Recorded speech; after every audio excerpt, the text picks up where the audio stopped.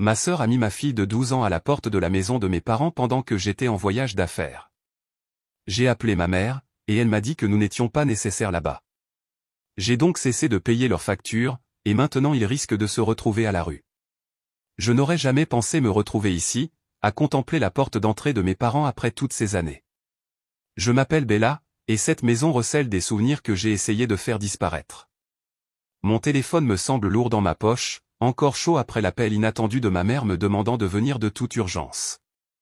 Derrière moi, ma voiture est garée dans l'allée, et je ne peux m'empêcher de penser à ma fille de 9 ans, Emma, que je viens de déposer chez ma copine Sarah. Ce ne sera que quelques heures, avais-je dit à Emma, essayant de paraître plus confiante que je ne l'étais. La dernière fois que j'ai vraiment parlé à mes parents, c'était aux funérailles de ma grand-mère, il y a 3 ans. Avant cela, c'était ce jour terrible où j'avais 18 ans, où ils ont choisi ma sœur, Lisa, plutôt que moi. Je me souviens encore être resté là, les larmes coulant sur mon visage, alors qu'ils me disaient qu'ils donnaient mes économies pour mes études à Lisa pour son mariage. Mais c'est pour mes études, avais-je crié. Ta sœur a besoin d'un mariage convenable, avait dit maman. Tu peux contracter des prêts étudiants comme tout le monde. J'ai quitté la maison ce jour-là et je ne suis jamais vraiment revenu. Ma grand-mère était la seule à me soutenir. Elle m'a aidé à payer mes études au collège communautaire, pas à l'université prestigieuse dont je rêvais, mais c'était quelque chose. J'ai travaillé dur, j'ai obtenu mon diplôme et j'ai construit ma propre vie. Les années qui ont suivi ont été un flou de détermination et de petites victoires. J'ai rencontré Jacques, mon ex-mari, pendant ma dernière année de collège. Nous nous sommes mariés, nous avons eu Emma, et pendant un temps, tout a semblé parfait. Même après notre divorce il y a 2 ans, les choses sont restées civilisées. Jacques paie une bonne pension alimentaire, et nous mettons tous les deux Emma en premier. Aujourd'hui, à 36 ans, je vais bien. L'appartement que j'ai acheté avec mon héritage de grand-mère, que Dieu bénisse son âme, rapporte un revenu locatif régulier. Entre cela, la pension alimentaire et mon travail à temps partiel chez Marshall & Associates, je peux me permettre de passer beaucoup de temps avec Emma. Prenant une profonde inspiration, je sonne enfin à la porte. Quoi qu'il veuille, me dis-je. Je ne suis plus cette fille effrayée de 18 ans. Bella. Tu es venue. Maman ouvre la porte, et son enthousiasme me prend au dépourvu. Elle a l'air plus vieille que je ne m'en souviens, plus de cheveux gris, plus de rides autour des yeux. Papa se tient derrière elle, essayant de sourire, mais le sourire n'atteint pas ses yeux. Où est Emma ? Demande maman, regardant autour de moi. Nous ne l'avons pas vue depuis qu'elle a quitté la maison de mon ami, je l'interromps, entrant dans la maison. Tu as dit que c'était urgent. La maison sent la même chose, l'assainisseur d'air à la vanille de maman se mélangeant au café de papa. Ils me conduisent au salon, et je remarque que tout a l'air légèrement usé. Les meubles de luxe qu'ils ont achetés pour le mariage de Lisa montrent leur âge.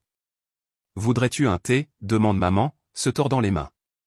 Dites-moi simplement pourquoi vous avez appelé, dis-je, restant debout. Cela fait des années, et soudainement, c'est urgent. Maman se met à pleurer au pas, les larmes silencieuses dont je me souviens de mon enfance, mais des sanglots profonds, qui secouent tout son corps. Papa lui met le bras autour des épaules, et je sens mon estomac se serrer. Nous allons perdre la maison, dit-il enfin. J'attends, sachant qu'il y a plus. Il y a toujours plus avec eux. Ta sœur. Commence maman, et je ressens cette douleur familière dans mon ventre. Bien sûr, il s'agit de Lisa. Elle nous a demandé de contracter un prêt bancaire pour l'entreprise de son mari. Nous avons utilisé la maison comme garantie. Laissez-moi deviner, dis-je. Lisa ne paie pas, l'entreprise de Tom a fait faillite. Oui, explique papa, regardant partout sauf moi. Lisa et les enfants ont des difficultés. Ils ont cessé de faire les paiements, et nous ne pouvons pas les couvrir nous-mêmes. Je me mets à rire, et ils me regardent tous les deux comme si j'avais perdu la tête. Peut-être que je l'ai fait. Alors vous m'avez appelé la fille que vous avez abandonnée, celle dont vous avez donné les économies pour vos études pour vous sortir d'un autre pétrin créé par Lisa. Nous savons que tu vas bien, dit rapidement maman, s'essuyant les yeux. Ton appartement, les revenus locatifs, nous ne demanderions pas si nous n'étions pas désespérés. Je reste là, regardant ces personnes qui ont choisi ma sœur plutôt que moi à chaque fois, qui ne m'ont même pas envoyé une invitation à leur mariage, qui m'ont à peine reconnu aux funérailles de ma grand-mère parce que Lisa était enceinte.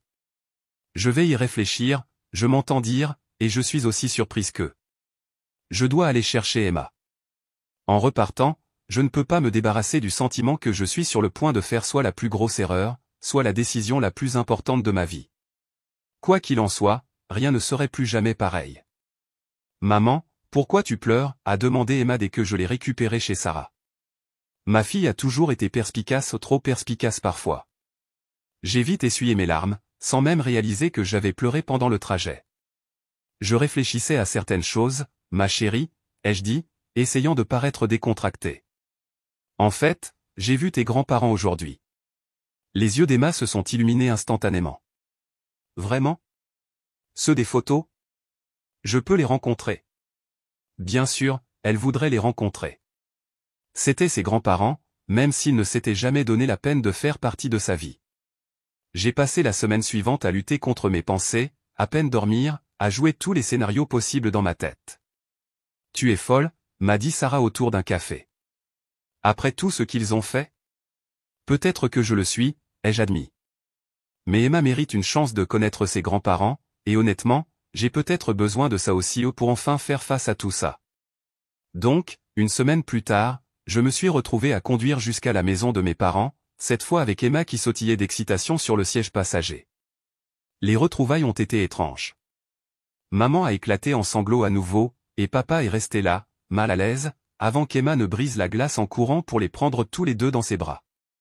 Ils ont eu l'air choqués, puis ravis, et pendant un instant, j'ai vu une joie authentique dans leurs yeux, celle que j'avais l'habitude de voir diriger vers Lisa. Nous avons passé l'après-midi là-bas, et j'ai regardé Emma les charmer complètement.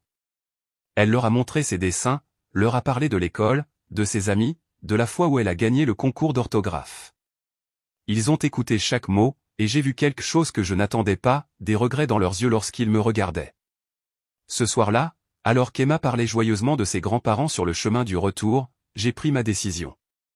Peut-être que j'étais folle, peut-être que je me préparais à encore plus de souffrance, mais j'allais les aider.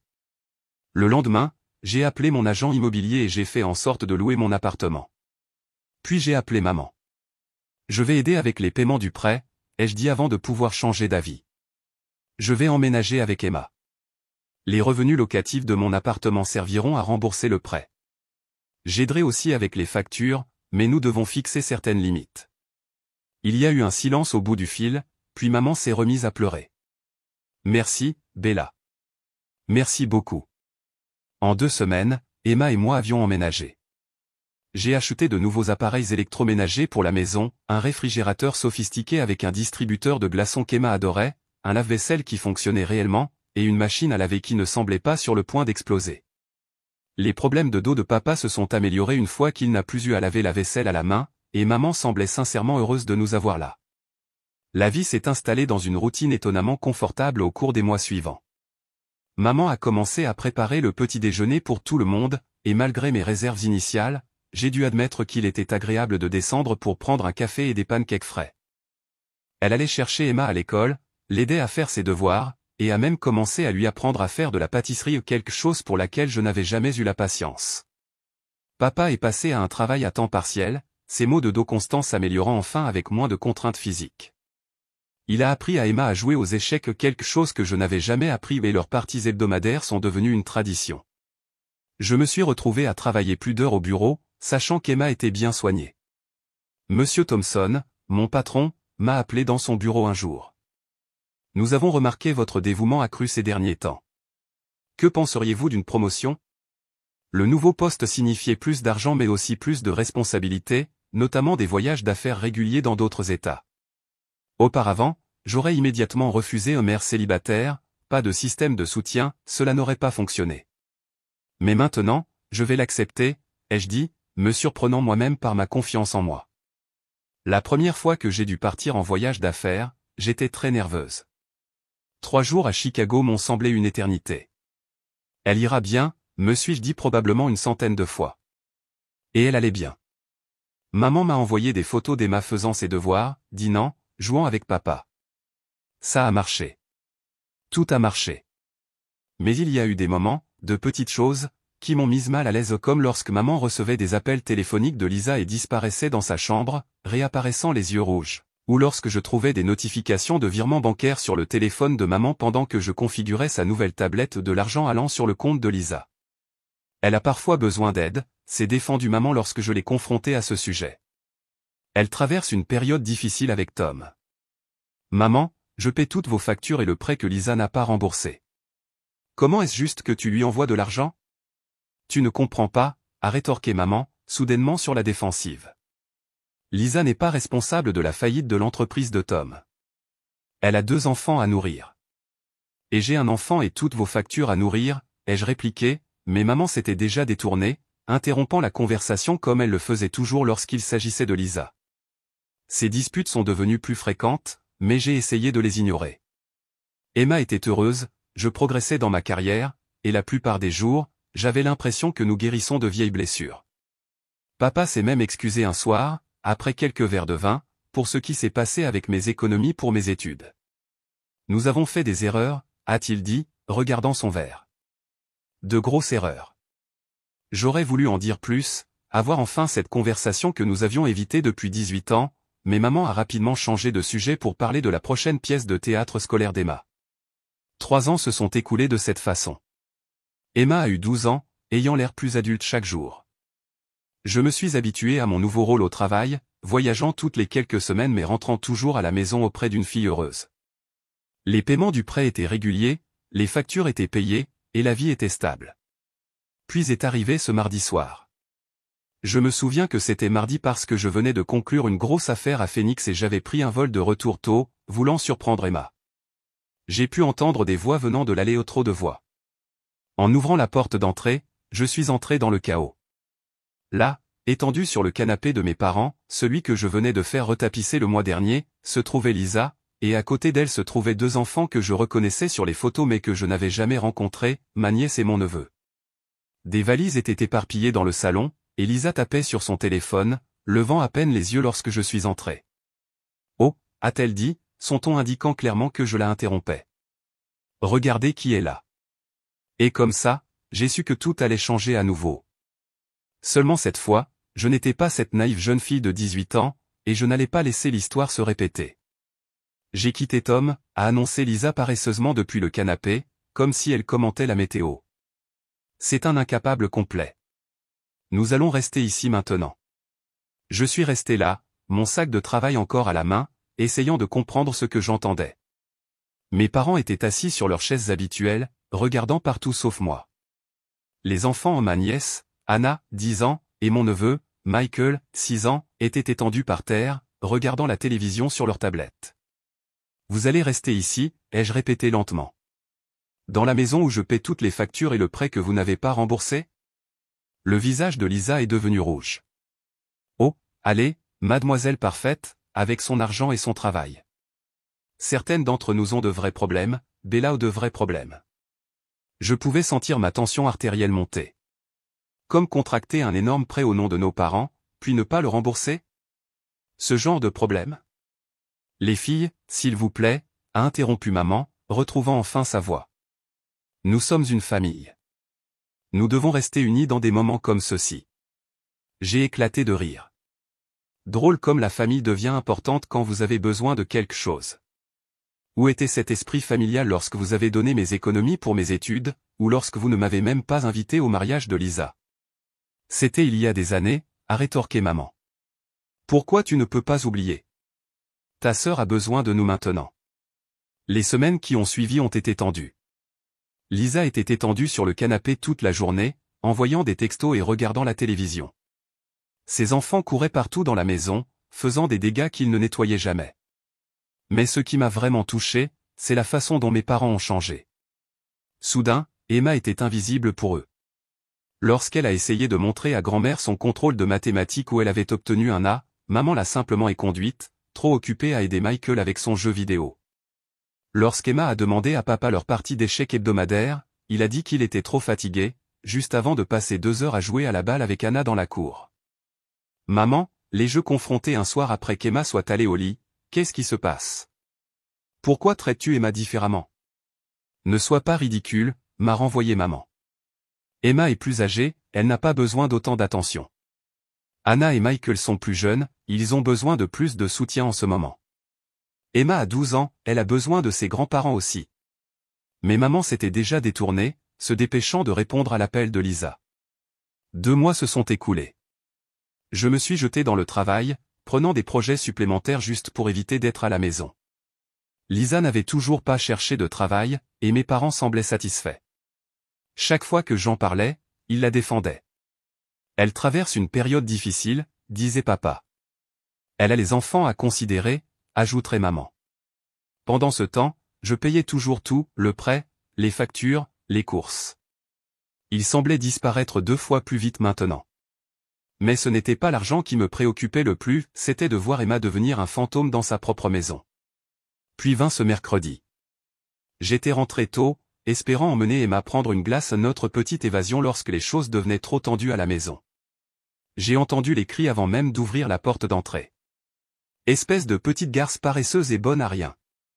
La voix de Lisa résonnait dans toute la maison. Regarde ce bordel. Nettoie ça tout de suite. Je me suis précipité à l'intérieur pour trouver Lisa debout au-dessus d'Emma, qui était à genoux en train de ramasser des jouets éparpillés.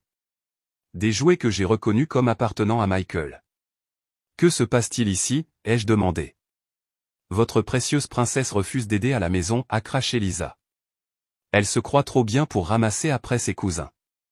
J'ai regardé à nouveau les jouets. Tu veux dire le bazar de tes enfants? Où sont-ils, au fait? Ils font la sieste, a-t-elle dit. Quelqu'un doit maintenir cette maison en ordre, et comme tu n'es jamais là. Je ne suis jamais là parce que je travaille. J'ai explosé. Contrairement à certaines personnes qui passent la journée à ne rien faire en attendant que les autres les soutiennent. La dispute qui a suivi a été horrible. Lisa a couru chez nos parents, pleurant parce que je la traitais mal. Ils ont pris son parti, bien sûr. Bella, tu dois être plus compréhensive, a supplié maman. Les enfants de Lisa. Et mon enfant, ai-je interrompu. Qu'en est-il d'Emma? Mais ils n'ont pas répondu. Ils ne l'ont jamais fait lorsqu'il s'agissait de choisir entre Lisa et moi. Je pensais que c'était mauvais, mais je n'avais aucune idée de ce qui allait arriver. La semaine suivante, j'ai dû prendre l'avion pour Seattle pour une réunion urgente avec un client. Ce n'était censé durer que 5 jours. Tu vas bien aller, ai-je demandé à Emma pour la 100e fois au petit déjeuner. Je vais bien, maman, m'a-t-elle assuré, essayant de sourire. J'ai mon téléphone. On peut faire des appels vidéo tous les soirs. 4 jours après mon voyage, vers 21h, heure de Seattle, mon téléphone a sonné. La photo d'Emma a clignoté sur l'écran. Maman, sa voix était petite, brisée par les sanglots. Maman, je suis dehors. Tante Lisa m'a mise dehors. Elle a dit que je gênais. Je n'ai que mon téléphone. Je ne savais pas quoi faire. Le monde a cessé de tourner. Ma fille de 12 ans était dans la rue la nuit, toute seule. Les mains tremblantes, j'ai appelé Sarah, mon amie qui habitait à proximité. S'il te plaît, ai-je supplié, peux-tu aller chercher Emma? Elle est dehors chez mes parents. Puis j'ai appelé Lisa. Elle a répondu au 5e coup de téléphone, sonnant agacée. Oh, la princesse t'a appelé, a-t-elle ricané. Peut-être qu'elle va maintenant apprendre à ne pas être si opiniâtre, toujours en train de se disputer, toujours en pensant qu'elle est meilleure que tout le monde. J'ai raccroché et j'ai appelé mes parents. Maman a répondu. Votre petite fille est dans la rue, ai-je dit, la voix glaciale. Le saviez-vous? Avez-vous regardé pendant que Lisa la mettait dehors? Il y a eu une pause, puis la voix de maman s'est durcie. Peut-être que c'est mieux comme ça, Bella. Peut-être que toi et Emma devriez trouver un autre endroit où vivre. Vous ne vous intégrez plus vraiment ici. À cet instant, tout est devenu limpide. Certaines choses ne changent jamais, certaines personnes ne changent jamais. Vous avez raison, maman, ai-je dit tranquillement. Nous n'avons pas notre place ici. Nous ne l'avons jamais eue. J'ai raccroché et j'ai réservé le premier vol pour rentrer chez moi. Il était temps de mettre fin à ce cycle une fois pour toutes. Le vol de retour a été les 5 heures les plus longues de ma vie. Sarah m'a envoyé des nouvelles d'Emma toutes les demi-heures, mais je n'ai pu me reposer que lorsque j'ai pu serrer ma fille dans mes bras. Lorsque je suis enfin arrivé chez Sarah à 3 heures du matin, Emma dormait sur le canapé, les traces de larmes encore visibles sur ses joues. Bella, c'est pire que tu ne le penses, a chuchoté Sarah alors que je caressais les cheveux d'Emma. D'après Emma, Lisa la traitait comme une servante depuis des semaines, la faisant nettoyer la maison, cuisiner pour les enfants de Lisa, faire leur lessive. Lorsqu'Emma s'est enfin rebellée, disant qu'elle devait étudier pour un contrôle, Lisa a pété les plombs. « Dégage !» Lisa avait crié.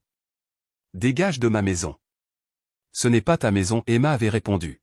« Ma mère paie tout. » C'est à ce moment-là que Lisa a attrapé le bras d'Emma et l'a poussée physiquement vers la porte. Mes parents ont regardé ça se passer. Ils ont regardé et n'ont rien fait. J'ai laissé Emma dormir et j'ai passé la nuit à passer des coups de téléphone, d'abord à mon agence immobilière, en expliquant la situation et en leur demandant de m'aider à résilier le bail du locataire actuel, ensuite à mon avocat, en lui posant des questions sur mes droits concernant les appareils électroménagers et les meubles que j'avais achetés pour la maison de mes parents, enfin, à une société de déménagement. Le lendemain matin, j'ai emmené Emma prendre son petit déjeuner dans son restaurant préféré. « Chérie, j'ai besoin que tu sois honnête avec moi », ai-je dit, la regardant picorer ses pancakes. « Est-ce que cela s'est déjà produit? Est-ce que Lisa t'a déjà fait du mal ?» Le silence d'Emma m'a tout dit. Elle a dit que j'étais gâté, a finalement chuchoté Emma. Que je me croyais supérieur à ses enfants. Grand-mère a dit la même chose, que j'avais besoin de connaître ma place. Ma main a tremblé alors que je serrais ma tasse de café.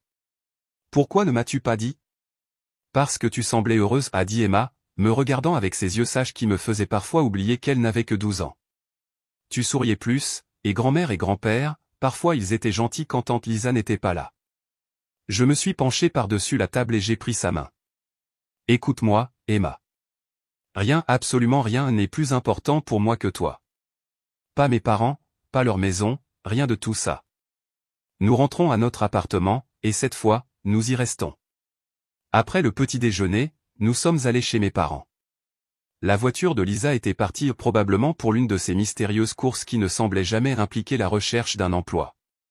Maman a ouvert la porte, la surprise se reflétant sur son visage lorsqu'elle m'a vu. « Bella, nous ne nous attendions pas à te voir revenir si tôt. » Je suis passé devant elle sans un mot, la main d'Emma fermement dans la mienne. L'équipe de déménagement que j'avais engagée attendait déjà dehors. Prenez tout ce que j'ai acheté, leur ai-je indiqué, le réfrigérateur, la machine à laver, le lave-vaisselle, le nouveau canapé, la télévision. J'ai parcouru la maison, en indiquant chaque article que j'avais acheté au cours des 3 dernières années. Tu ne peux pas faire ça. La voix de maman s'est élevée dans la panique. On a besoin de ces choses.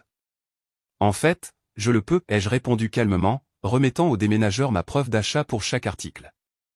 Ils sont à moi. Papa est rentré à la maison pendant que les déménageurs travaillaient. Il s'est tenu dans l'embrasure de la porte, regardant pendant qu'il démontait le système de divertissement que j'avais acheté à Noël dernier. Bella, a-t-il commencé, mais je l'ai interrompu. Ne commence pas. Ne dis rien. Vous avez regardé Lisa mettre votre petite fille dehors dans la rue. Vous avez choisi Lisa plutôt que moi encore une fois, et cette fois, vous l'avez aussi choisi plutôt qu'Emma. C'est fini. Mais le prêt. La voix de maman a tremblé, les factures. Je me suis retourné pour faire face à tous les deux. Vous devrez vous en sortir vous-même, tout comme j'ai dû me débrouiller seul pour les études, tout comme Emma a dû trouver comment survivre en étant mise dehors la nuit. Considérez ceci comme mon dernier paiement pour toutes les fois où vous avez choisi Lisa plutôt que moi. Les quelques mois suivants ont été intéressants. Mes parents et Lisa ne se sont pas laissés faire sans se battre. Les appels ont commencé dès le lendemain, d'abord de maman, puis de papa, puis de Lisa, puis de nouveau de maman. Ils ont laissé des messages vocaux allant d'accusations furieuses à des supplications larmoyantes. Les SMS étaient pires, captures d'écran de leurs factures impayées, photos des enfants de Lisa ayant l'air tristes, tentatives de culpabilisation sur le fait qu'ils pourraient perdre la maison. Maman a même envoyé des photos de mon ancienne chambre, comme si cela pouvait changer d'avis. « Pourquoi tu ne leur réponds pas ?» a demandé Emma un soir alors que mon téléphone vibrait avec un autre message.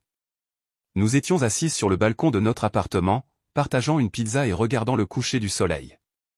Notre appartement était différent maintenant, plus petit que la maison de mes parents, mais en quelque sorte plus spacieux sans le poids de leurs attentes. Parce qu'on ne leur doit rien, ai-je répondu. Parfois, la meilleure réponse est aucune réponse du tout. Emma a hoché la tête, la compréhension dans les yeux. Je manque parfois des parties d'échecs avec grand-père, a-t-elle admis, mais pas la façon dont ils m'ont fait sentir quand tante Lisa est arrivée.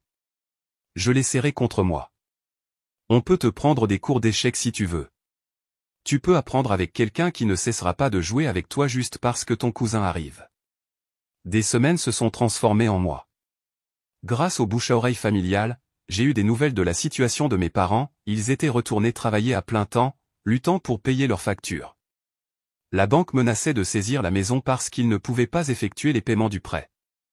Lisa ne travaillait toujours pas, se plaignant toujours de moi à quiconque voulait l'écouter. J'ai utilisé l'argent que je dépensais pour les factures de mes parents pour emmener Emma faire des excursions le week-end. Nous avons visité des parcs d'attractions, fait de la randonnée, suivi des cours de cuisine ensemble. Sans le drame constant de la maison de mes parents, je pouvais me concentrer davantage sur mon travail tout en passant du temps de qualité avec ma fille. Les notes d'Emma se sont améliorées sans les enfants de Lisa interrompant ses études. Elle a rejoint le club d'échecs de l'école et s'est fait de nouveaux amis. Parfois, je la surprenais en train de regarder de vieilles photos de notre séjour chez mes parents, mais elle n'a jamais demandé à y retourner. Un dimanche matin, près d'un an après notre départ, je préparais le petit déjeuner quand Emma est entrée dans la cuisine, l'air pensive. « Maman, es-tu heureuse maintenant ?» J'ai arrêté de fouetter les œufs et j'y ai vraiment réfléchi. Étais-je heureuse? Heureuse d'avoir quitté une situation toxique? Heureuse d'avoir protégé ma fille? Heureuse d'avoir enfin rompu avec le schéma consistant à toujours faire passer Lisa en premier? Oui, ai-je finalement dit. Je le suis. Et toi? Emma a souri, ce sourire lumineux et insouciant que je n'avais pas vu depuis des années. Oui. J'aime qu'on soit juste nous deux. Plus tard ce jour-là, j'ai supprimé tous les numéros de mes parents de mon téléphone. J'ai gardé leurs messages vocaux, cependant, stockés dans un dossier intitulé « Plus jamais un rappel de la raison pour laquelle nous sommes partis », au cas où je commencerais à douter de moi-même. J'ai appris par des parents que la banque avait finalement saisi la maison de mes parents. Ils ont emménagé dans un petit appartement, et Lisa a trouvé quelqu'un d'autre à qui se raccrocher, son nouveau petit ami, apparemment.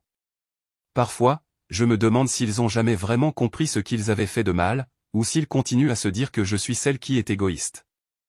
Mais honnêtement, je m'en fiche. Emma et moi, nous sommes peut-être une petite famille, mais nous sommes une vraie famille. Nous voyageons quand nous voulons, nous rions quand nous voulons, et nous n'avons jamais à nous excuser de prendre de la place dans notre propre maison.